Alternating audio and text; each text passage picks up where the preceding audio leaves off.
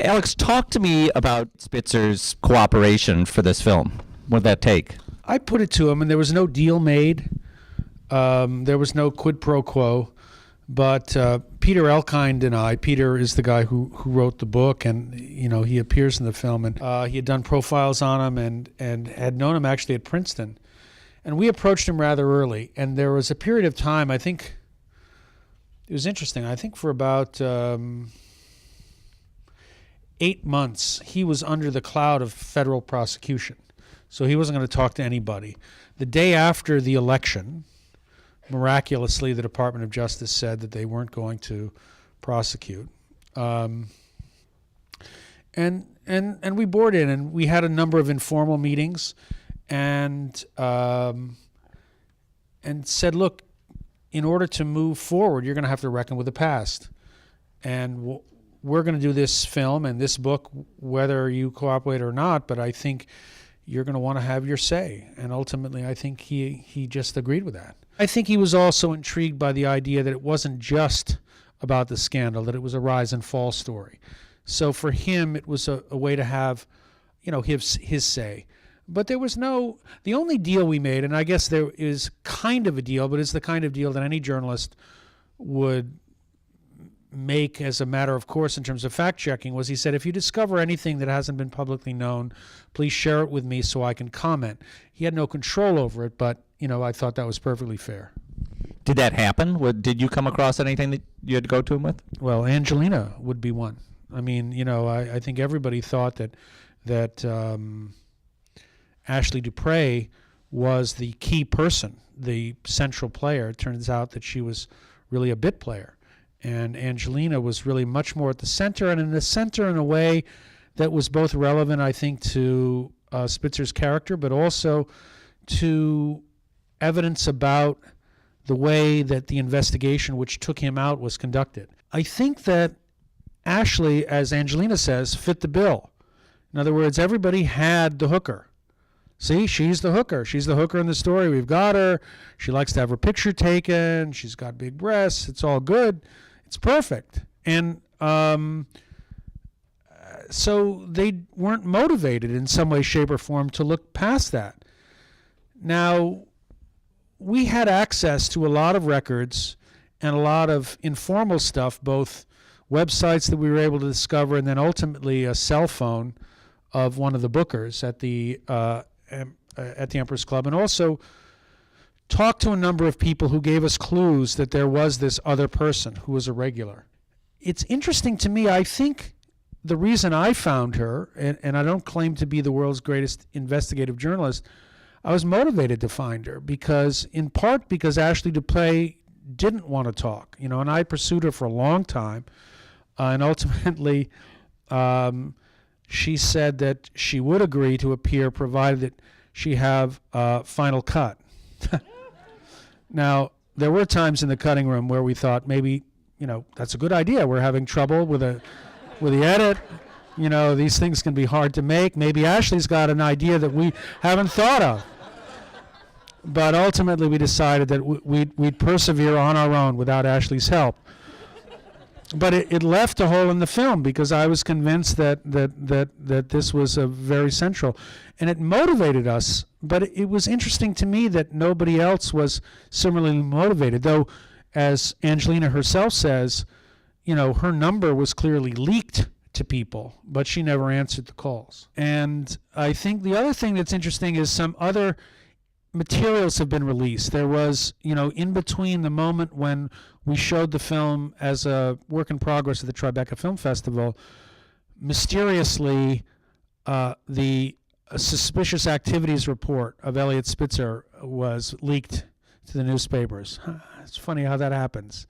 And we've since also submitted a FOIA, so we're hopeful of finding out a little bit more about the federal investigation. But by and large, I think the reaction to the film has been pretty good in the sense that I don't think we got too much wrong, and nobody's come out and said, you really you really goofed on this one. We're going to open this up to the audience for your questions. If you've got one, raise your hand, and I'll call on you. Can you talk about how you worked with the actress who portrayed Angelina? Yeah, she didn't, for reasons of security, that is to say, the promise that I made to the real Angelina, I couldn't share with the actress either. I didn't videotape the interview with the real Angelina. I did audio tape it, but her voice is distinctive, and so I couldn't share that with the actress. So it was purely from a transcript. And what we did was we took a transcript. I did 2 very long interviews with Angelina. We transcribed them, cut them down, and then asked Ren Schmidt, who's the actress, and I think she did a great job, to perform them. Yeah, thank you. Here's to Ren. Honestly, she did a great job. But, you know, when we get to certain parts in the text, I'd say, you know, Angelina found this funny, you know, she was dismissive here, and so I would direct her so that she would have the same kind of affect as the actual Angelina. So that's how I did it. Question right here. Angelina was very proud, actually, of what she did. She felt it was a calling.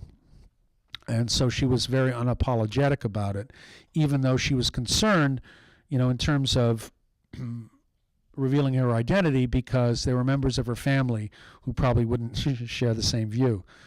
As far as her becoming a commodities trader, it won't surprise you to learn that she had a number of high net worth clients, and they taught her very much about the financial industry.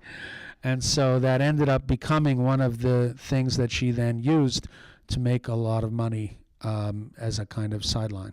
Karen Finley, you know, I was somewhat criticized for including Karen Finley, and I felt unfairly criticized in the sense that people were saying, well, what is Karen Finley doing here? I like Karen, and she did a really interesting play about this called Impulse to Suck. But it is an interesting play, and there was an earlier cut of the film where I included a great deal more of that play in the rough cut, because she mused about these issues that the gentleman back there was asking about. Why do we do these things? What about prostitution? Is prostitution a good thing or a bad thing? What about men and women and their relationships and infidelity and all of that? The other thing that I found interesting about Karen was that she was one of the few people who was quite frank, honest, and open about sex. You know, it's difficult to talk about sex for many people, and she was one who I found very candid about it. Even the remark that she makes in the film, you know, this idea of the whole sex scandal, and of course we're all intrigued by a sex scandal when you have a public figure, and particularly when details start to come out, whether they're true details or false details like the black socks, and the perniciousness and the seductiveness of them is that we see someone's face and then we imagine, you know, in our mind's eye, some salacious act, and it becomes part of this very intriguing dance that we all do in our imaginations, and Karen was one to point that out. And then at the very end of the film, she has that wonderful statement about, you know, we want our politicians to be like gods, you know. So you know, I found what she had to say to be very smart, and smart about a subject that a lot of people don't normally like to talk about. And, you know, in a political film, why would you talk about stuff like that? I thought it was important. I put her in that section of the film finally because that seemed to be about the culture of the whole scandal, and that seemed to be where she fit. But no, I think she's an important component of the film. Thanks very much to Alex Gibney. Thank you all.